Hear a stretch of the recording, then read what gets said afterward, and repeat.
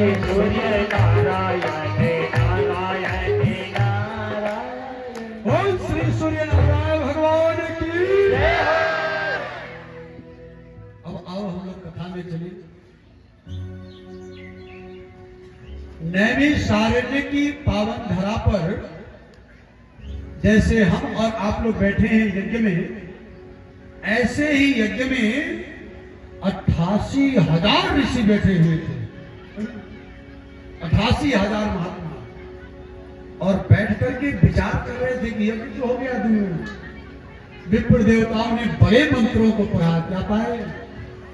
उसका सारांश मिलना चाहिए ना। क्या करें इसका सारांश मिल जाए? यज्ञ दिन भर हुआ, इसका सारांश मिल जाए, क्या करें? आप लोग यजमान हैं ना, बड़ा कठिन काम है, बड़ा कठिन परिश्रम है। और इस कठिन परिश्रम को क्या कहते हैं? तपस्या। क्या कहते हैं इसको? तपस्या। और बिना तपस्या के कोई चाहे कि हम कुछ कर लें, संभव है? इसलिए आप लोग समय निकाल करके यज्ञ तो करना ही करना है, लेकिन इस यज्ञ के सारांश को भी प्राप्त करना है ना। हाँ, थोड़ा हाथ पैर दुख जाए तो थोड़ा प्रांगण में टहल लें, फिर अपना करके पर्दा के पीछे थोड़ा हाथ पैर दुख जाते। आज तो नहीं दिखेंगे, कल से, क्योंकि लंबा बैठना हो। 88,000 ऋषि बैठ करके विचार कर रहे थे, क्या करें क्या करें, ऐसा कौन सा कार्य करें जिससे हमें अक्षय पुण्य की प्राप्ति हो, हमारे पितर भी धन्य हो जाए, हमारा गांव भी धन्य हो जाए, हमारा समाज भी धन्य हो जाए, और स्वतः हमें भी कुछ प्राप्त हो जाए। ऐसा क्या करें? उसी समय वेदव्यास जी के परम प्रिय शिष्य श्री सूत जी महाराज, सूत जी महाराज जिनकी आयु मात्र 12 वर्ष की थी। कै वर्ष के थे? 12 साल के मात्र। आ गए, जितने भी ऋषि थे खड़े हो गए। सूत जी ने आश्चर्य किया, ऐसा क्यों हो गया? सब लोग खड़े क्यों हो गए? सूत जी ने पूछा, महाराज आप लोग क्यों खड़े हो गए? क्या चाहते हैं हमसे? 88,000 ऋषियों ने एक स्वर में कहा कि हम लोग, आप कुछ विशेष हम लोग को प्रदान कीजिए। आप किसके शिष्य हैं? वेदव्यास जी महाराज के शिष्य हैं। गुरु परंपरा में आप बहुत पाए होंगे, कुछ हमको विशेष प्रदान करें।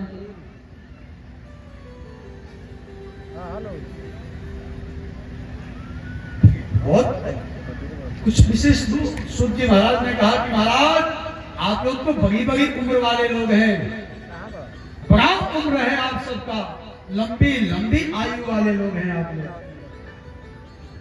आपके सामने तो मैं बच्चा हूं। तब ऋषि ने कहा कि देखो महाराज, बूढ़े केवल उम्र से ही बूढ़े हो गए, उन्हीं को बूढ़ा नहीं कहते। 4 प्रकार के अलग अलग प्रकार के अलग अलग बूढ़े होते हैं। कहा कैसे? तब उन्होंने बताया, धन वृद्धा,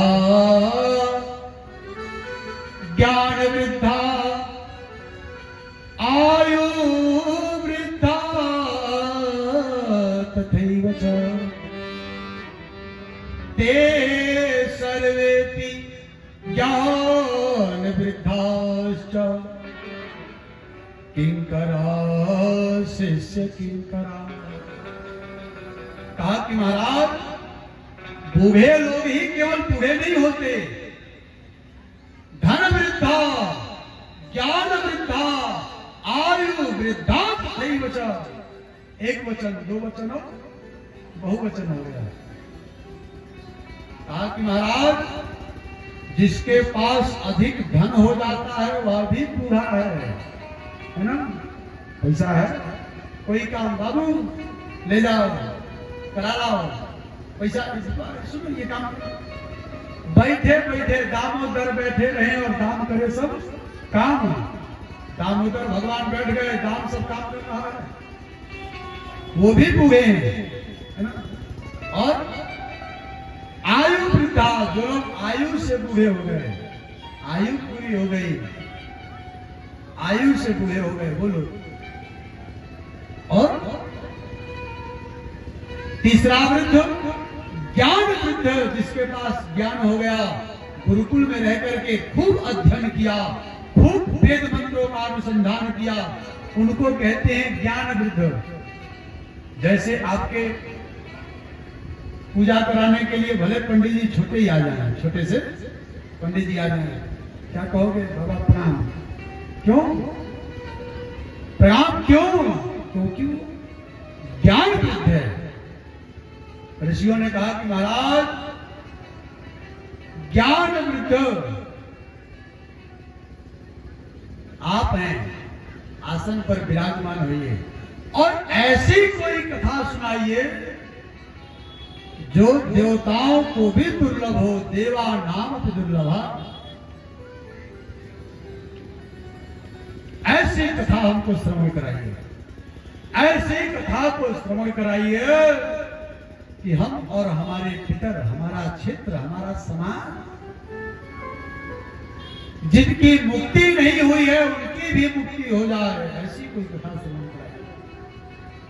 तब सूत जी महाराज ने कहा कि हे देवताओं, इस संसार की सबसे दिव्य कथा है श्रीमद् भागवत महापुराण। प्रेम से आप इसका स्मरण करो, जिसका प्रथम श्लोक भागवत महापुराण का नहीं, महात्मा का प्रथम श्लोक आप लोग प्रेम से श्रवण करना। सच्चिदानंद रूपा विश्वोत्पत्त्यादि तवे तापत्रय विनाशाय श्री कृष्णाय वयम्। कहा कि देखो महाराज, सद्धन, चितधन, आनंद धन था, है और रहेगा, ऐसे दिव्य परमात्मा की कथा और ऐसे दिव्य परमात्मा को नमस्कार करते हैं। कहा कि महाराज भागवत की कथा वेद व्यास जी ने हमको अपना विशेष प्रेमी जान करके श्रवण कराया, विशेष प्रेमी जान करके सुनाया। वही मैं आप लोग को सुना देता हूं। ये कथा गुरु परंपरा से चली आ रही है। इस परंपरा को हमने और आपने नहीं बनाया, ये परंपरा नारायण भगवान से चली आ रही है। कहा कि कथा श्रवण कराओ महाराज। कहा कि ये कथा देवताओं को भी दुर्लभ है। ऋषियों ने कहा महाराज, बैठते ही लंबा लंबा फेंकने लगे, बैठते ही लंबा लंबा फेंकना शुरू कर दिए। ऐसी कौन सा कथा है जो देवताओं को भी दुर्लभ है? कोई भी पूजन होगा तो देवता लोग का पूजन पहले होगा, फिर देवताओं को दुर्लभ क्यों? सूत जी ने कहा गंते हो, ये उस समय की बात है जिस समय सुखदेव जी महाराज परीक्षित जी को कथा श्रवण करा रहे थे। उसी समय जैसे ही उन्होंने मंगलाचरण किया, परीक्षित जी को कथा श्रवण